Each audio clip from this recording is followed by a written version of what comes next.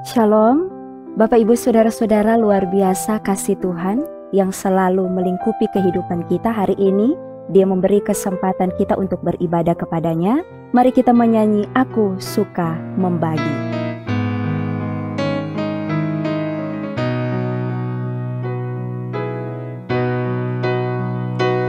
Aku suka membagi pada orang tak punya, agar Tuhan dipuji tiap orang di dunia.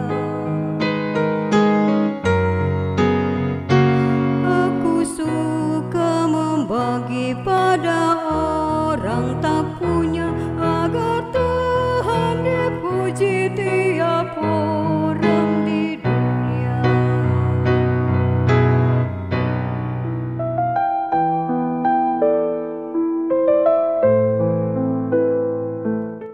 Mari kita satu di dalam doa, kita berdoa. Karyamu sungguh teramat sempurna dalam kehidupan kami.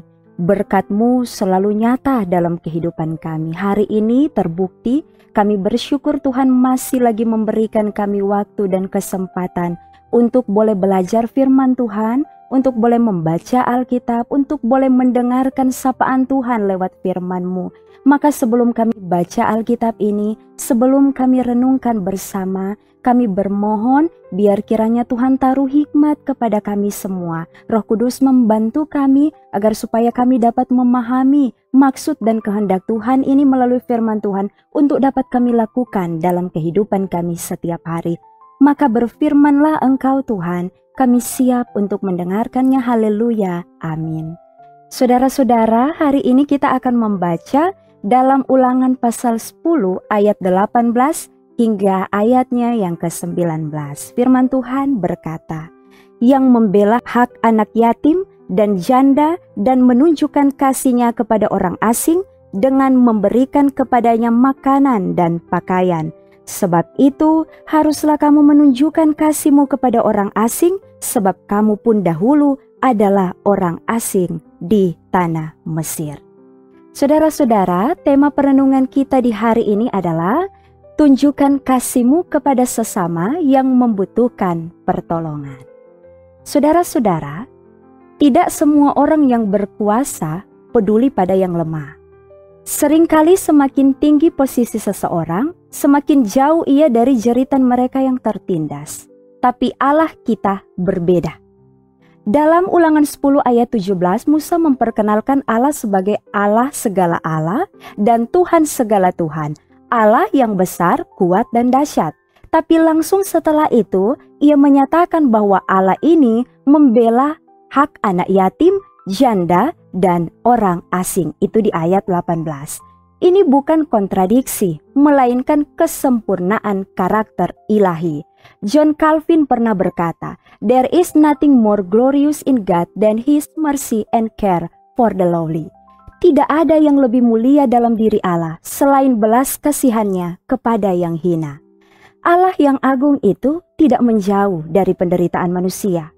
Ia mendekat, merangkul, dan menolong. Dan karena itulah kita pun dipanggil untuk menunjukkan kasih kepada sesama, terutama kepada mereka yang membutuhkan pertolongan.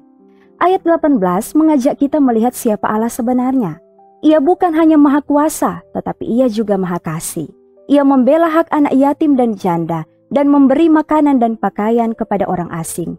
Ini menunjukkan bahwa kemuliaan Allah bukan hanya terlihat dalam kuasa, tetapi juga dalam perhatiannya kepada mereka yang sering diabaikan oleh dunia.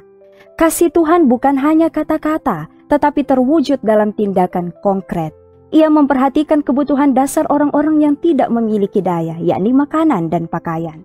Kasih sejati bukan perasaan, tetapi perbuatan. Itulah teladan dan kasih yang harus diikuti oleh umat-Nya.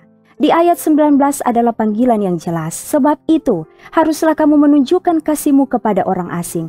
Karena Israel tahu rasanya menjadi orang asing, mereka dipanggil untuk mewujudkan kasih Tuhan yang pernah mereka terima kepada sesama.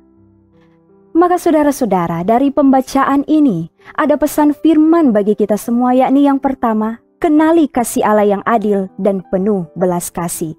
Jangan hanya melihat Tuhan sebagai yang maha kuasa, tapi juga lihatlah Dia sebagai Bapa yang peduli dan melindungi yang lemah. Yang kedua, wujudkan kasih dengan tindakan, bukan hanya niat. Kasih yang sejati akan tampak dalam sikap peduli dan kepekaan terhadap kebutuhan orang lain. Pesan firman yang ketiga, jadilah perpanjangan tangan kasih Allah. Karena kita pernah ditolong oleh Tuhan, sekarang waktunya kita untuk menolong orang lain. Demikianlah firman Tuhan. Tuhan memberkati. Amin. Saudara-saudara, mari kita satu dalam doa. Kita berdoa. Sungguh luar biasa kasih Tuhan. Hari ini kami sudah boleh diperdengarkan firman-Mu. Maka Tuhan mampukan kami untuk kami boleh menjadi pelaku-pelaku firman-Mu. Tidak hanya menjadi sekedar pembaca, pendengar saja, tapi kami akan dimampukan untuk menjadi orang-orang yang taat dan setia untuk melakukan firman Tuhan. Ya Tuhan Allah, dari firman ini kami belajar untuk selalu berbagi kasih dengan orang-orang yang ada di sekitar kami, seperti Tuhan yang telah dan selalu berbagi kasih dengan kami. Bapa di dalam kerajaan sorga, berdoa bagi semua yang boleh ada dalam pelayanan renungan harian keluarga di saat ini. Tuhan memberkati kami semua yang sudah mengikuti pelayanan renungan harian keluarga ini. Tuhan memberkati pribadi dan keluarga kami, pekerjaan, pelayanan, aktivitas, tugas, dan tanggung jawab kami. Semoga segala yang kami kerjakan, Tuhan bantu, Tuhan beri kelancaran, Tuhan beri kesuksesan, dan Tuhan beri keberhasilan. Ya Bapa di dalam kerajaan sorga, berdoa juga untuk saudara-saudara kami yang mungkin saat ini ada dalam pergumulan. Entahkah pergumulan karena masalah hubungan dengan orang lain, dengan keluarga, masalah ekonomi, pendidikan anak-anak, atau mereka yang saat ini sedang sakit. Tuhan hadirlah bersama dengan saudara-saudara kami yang saat ini bergumul. Ingatkanlah mereka bahwa mereka tidak sendiri, ada Tuhan yang menemani mereka. Maka inilah kami Tuhan yang meminta dan bermohon kepadamu di dalam nama Tuhan Yesus. Kami aminkan doa ini dengan doa Bapa kami. Bapa kami yang di sorga, dikuduskanlah namamu. Datanglah kerajaanmu, jadilah kehendakmu di bumi seperti di sorga. Berikanlah kami pada hari ini makanan kami yang secukupnya, dan ampunilah kami akan kesalahan kami, seperti kami juga mengampuni orang yang bersalah kepada kami. Dan janganlah membawa kami ke dalam pencobaan, tetapi lepaskanlah kami daripada yang jahat, karena Engkaulah yang punya kerajaan dan kuasa dan kemuliaan sampai selama-lamanya. Amin. Saudara-saudara, demikianlah pelayanan renungan harian keluarga kita di hari ini. Tuhan memberkati kita. Shalom.